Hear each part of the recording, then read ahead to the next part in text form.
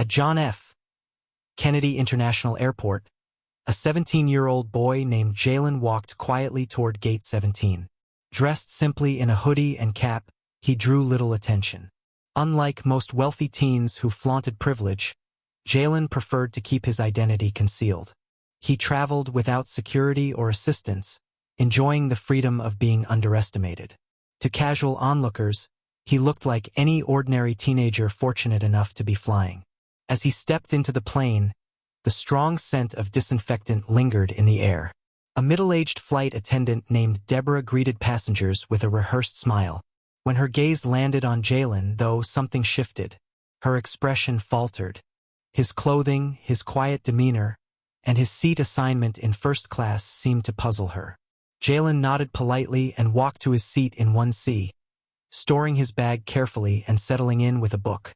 The cabin bustled as other passengers took their seats. A businessman checked his watch, while a woman clutched her luxury handbag. Jalen remained calm, blending into the background. But soon he felt the energy change. Deborah had returned, standing over him with a questioning look. She asked to see his boarding pass, which Jalen immediately displayed on his phone. Still, her suspicion remained. "This is for first class," she stated flatly. "Yes," Jalen answered, calm but firm. Deborah pressed further, questioning if he was traveling alone and who had purchased his ticket. Passengers nearby began glancing in his direction, sensing tension. Jalen reminded her she could confirm with the gate agents if needed, but she lingered, her doubts rooted not in procedure, but prejudice. Then came the moment that shocked the cabin. In one swift motion, Deborah grabbed Jalen's phone, brushing his hand sharply in the process. The sound of the slap echoed across the cabin. Some gasped, others looked away, but no one intervened. Deborah ordered him to move, and Jalen, maintaining composure, walked down the aisle with his backpack, taking a seat at the back of the plane. His dignity bruised, he still remained silent.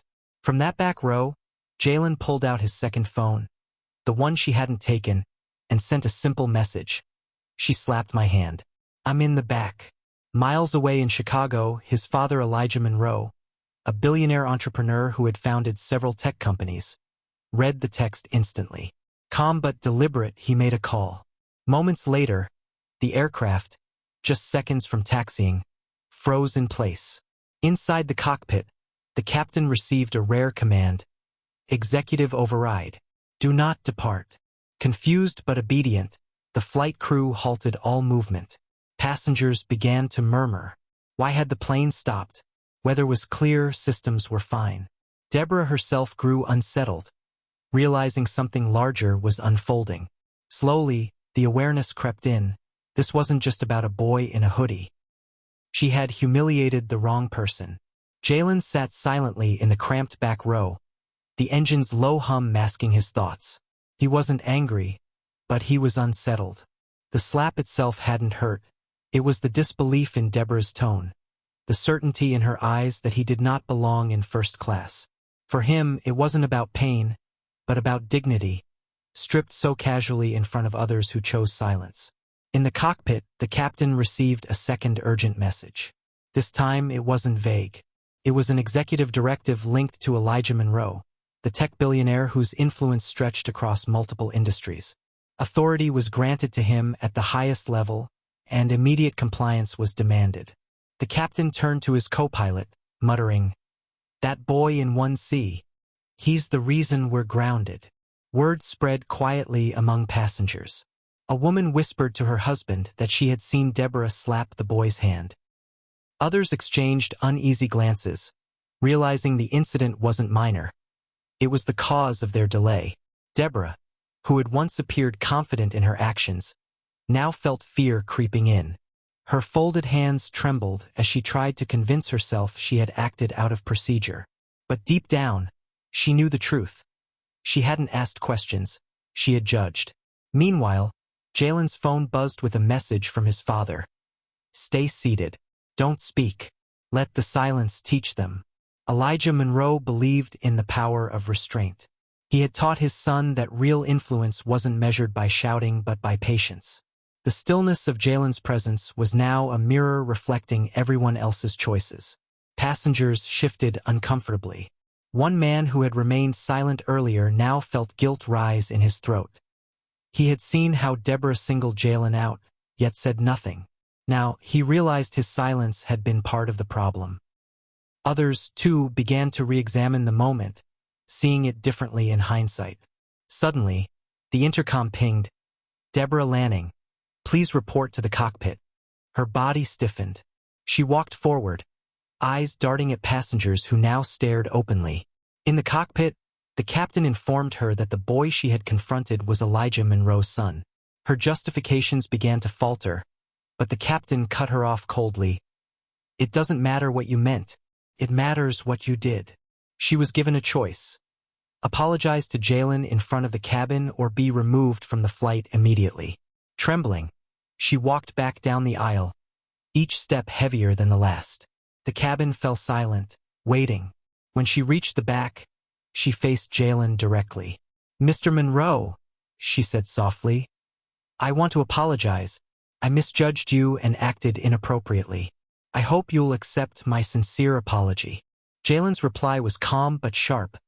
"I accept your apology, but you didn't just misjudge me. You decided who belonged and who didn't. Think about the people you've done this to who didn't have someone powerful to call." Her knees weakened under his words. She turned away, smaller now under the scrutiny of the same passengers who had once remained silent. For the first time, Deborah realized she hadn't just misjudged a boy. She had revealed her own prejudice for everyone to see. The atmosphere in the cabin shifted after Deborah's public apology. Passengers who had once ignored the confrontation now looked at Jalen differently. His quietness was no longer interpreted as passivity, it became a form of authority. He sat calmly in row 39F, his profile steady against the dim cabin light, saying nothing, yet commanding attention. People began to feel the weight of their earlier silence. 3 rows ahead, a woman who had once eyed him with suspicion now glanced back, her expression tinged with guilt. Others who had witnessed the slap but chosen to stay quiet began reflecting inwardly. Jalen didn't need to say anything. Their own inaction was loud enough in their minds. Back near the galley, Deborah stood stiffly, her composure crumbling. She had flown the same route for over a decade, yet she confessed to her colleague Taylor that she had never felt so small. Her badge, once a symbol of authority, now felt heavier than ever. She knew the airline had already initiated a formal inquiry, and her career was on the line. Worse, she realized that even if Elijah Monroe's son hadn't been on board, what she had done would still have been wrong. That truth haunted her more than the fear of punishment. Meanwhile, Jalen received another short message from his father. "They know now.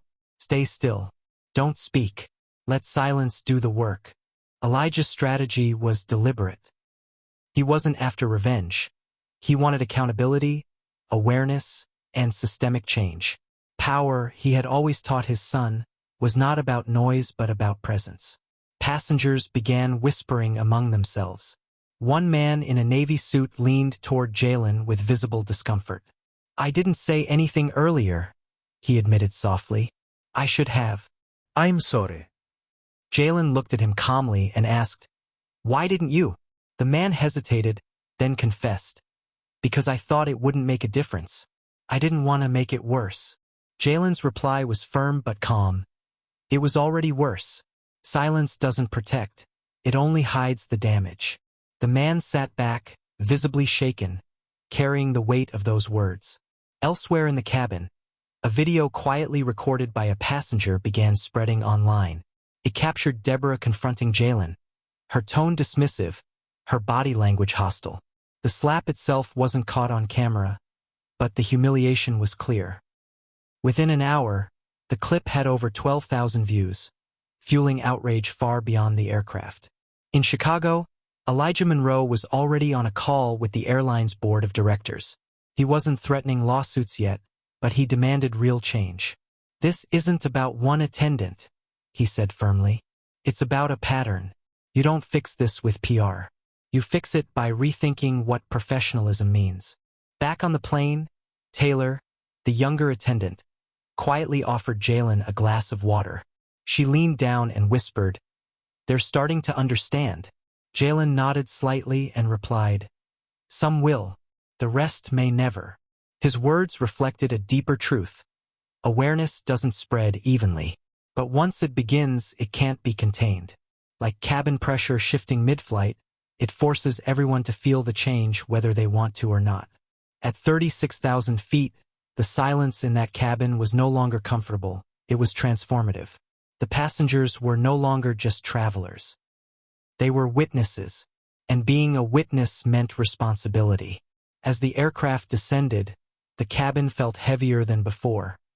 Not because of turbulence, but because of unspoken truth. The incident had transformed the flight into more than a journey. It became a mirror reflecting everyone's choices. Jalen remained quiet in row 39F, his composure unshaken. His stillness was not about indifference, it was presence. Passengers continued to process what had happened. Some whispered apologies to each other. Others simply avoided his gaze, uneasy with their own earlier silence. A woman leaned toward her husband, asking if the airline would release a statement. He replied softly, "They might, but I think he already made the loudest statement."